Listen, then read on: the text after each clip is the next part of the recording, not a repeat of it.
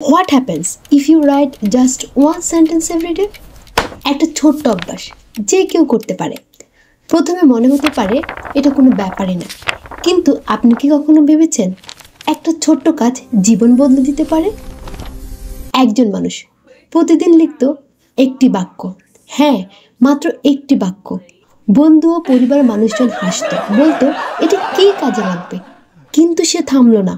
সে প্রতিদিন লিখতে লাগলো একটি করে বাক্য। 10 বছর পর সেই ছোট ছোট বাক্যগুলো মিলিয়ে হলো একটি বই। বইটি হিট হয়ে গেল, মানুষ অনুপ্রাণিত হলো। সেই ছোট অভ্যাসই তাকে দিয়েছে সাফল্যের সোনালী পল। আমরা বড় পরিবর্তনের জন্য বড় কিছু চাই, কিন্তু আসল পরিবর্তন আসে ছোট ছোট নিয়মিত কাজ থেকে। এই ছোট অভ্যাসগুলি একদিন জীবনে চমক সৃষ্টি করে। কখনো ছোট কাজকে অবহেলা করতে নেই। মাত্র একটি বাক্য, একটি কাজ, একদিন আপনি দেখবেন এটি আপনার জীবনকে পরিবর্তন করে দিয়েছে।